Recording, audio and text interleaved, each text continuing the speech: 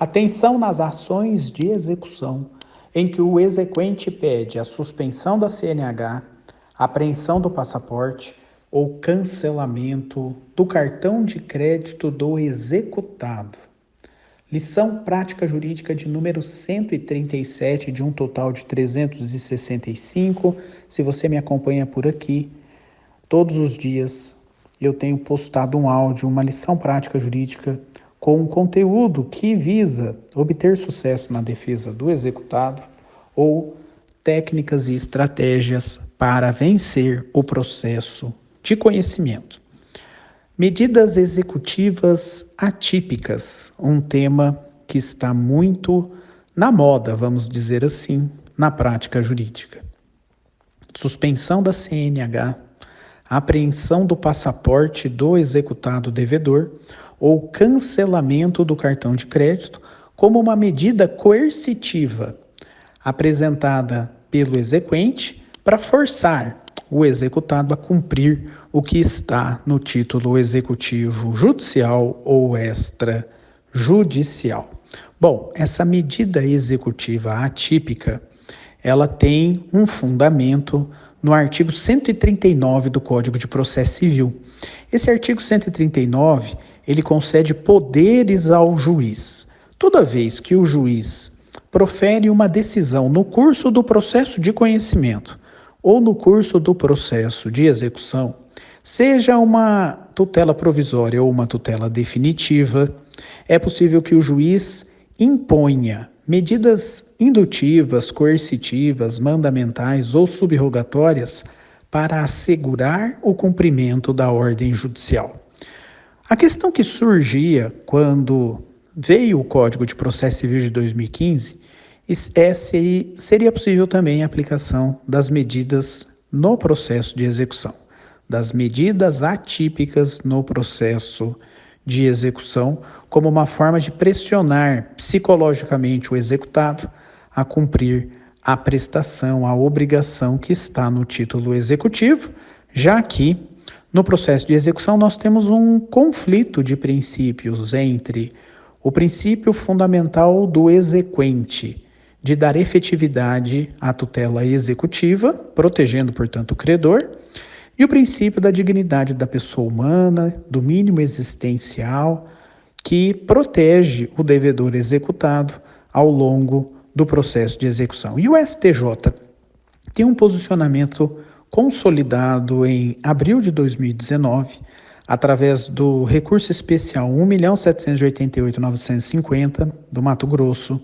de que sim, é possível a adoção de medidas executivas atípicas, desde que, e aí o STJ vem e impõe 4 requisitos para que se aplique as medidas executivas atípicas no processo de execução, desde que verificado a existência de indícios de que o devedor possua patrimônio que é possível de ser penhorado.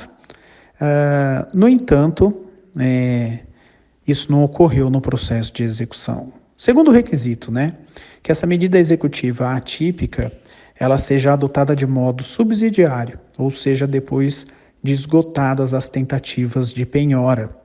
E também o STJ impõe, para que isso possa operar na prática jurídica, que haja uma expectativa legítima de que essa medida executiva, ela pode de alguma forma auxiliar na satisfação da obrigação.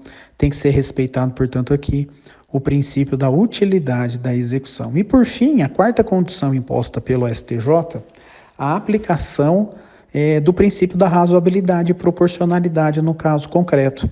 As medidas executivas atípicas devem respeitar os limites constitucionais em favor do executado. Isso, é claro, é muito importante para a defesa do executado, Ao impor uma medida executiva atípica, como, por exemplo, a apreensão do passaporte ou a suspensão da CNH, isso não pode violar a dignidade da pessoa humana do executado, o mínimo existencial, de modo que, se houver ofensa a um direito, a uma garantia fundamental do executado, que seja proporcionalmente de maior valor em comparação ao direito de crédito do exequente, nessas circunstâncias não se impõe a medida. Portanto, a medida tem que ser subsidiária, primeiro requisito, depois de esgotadas as tentativas de penhora.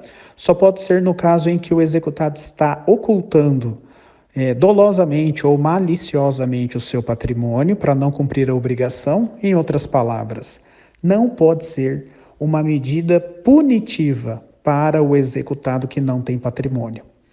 Terceiro, tem que ter utilidade essa medida para forçar o executado a cumprir a prestação e tem que respeitar aqui os limites constitucionais, os direitos fundamentais do executado não podem ser violados de uma maneira a extrapolar a razoabilidade e proporcionalidade em comparação com o direito fundamental do exequente de receber o crédito. Muito bem, essa é a posição do STJ. O que aconteceu em fevereiro de 2023? O Supremo Tribunal Federal julgou uma ação direta de inconstitucionalidade, a ação direta de inconstitucionalidade número 5941, controle concentrado de constitucionalidade. Qual era o objeto dessa DIN? Analisar se o artigo 139 do Código de Processo Civil, que confere esse poder ao juiz, se esse artigo era constitucional ou não. E o STF entendeu que sim, o artigo é constitucional e é possível a imposição, de medidas que vão coagir alguém a cumprir uma determinada ordem judicial, desde que é possível impor uma medida restritiva, desde que não avance sobre os direitos fundamentais e observe os princípios da proporcionalidade e razoabilidade. A partir do momento em que o STF julgou nessa ADIM a constitucionalidade do artigo 139, a imprensa, de um modo geral, passou a advogar que o STF tinha autorizado a apreensão do passaporte, a suspensão da CNH e a proibição de participar de concursos públicos e licitações por parte do dever executado. Ocorre que a decisão do Supremo não é um salvo-conduto para qualquer situação. Qualquer medida restritiva fundamentada no artigo 139 do CPC terá que observar o direito fundamental da parte contra quem a medida foi produzida e autorizada. Muito bem.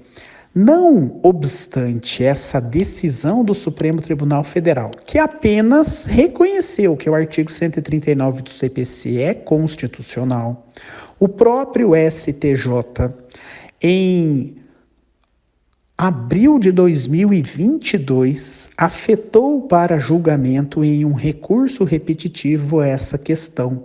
O STJ, através do tema 1137, afetou 2 recursos especiais como paradigmas da controvérsia referente à possibilidade de aplicar as medidas restritivas executivas no processo de execução. O STJ vai definir, com fundamento no artigo 139, inciso 4 do CPC, se é possível ou não o juiz, no processo de execução, observados as devidas fundamentações, o contraditório e a proporcionalidade, se é possível ou não adotar de modo subsidiário os meios executivos atípicos, ou seja, suspensão da CNH, apreensão do passaporte e cancelamento do cartão de crédito.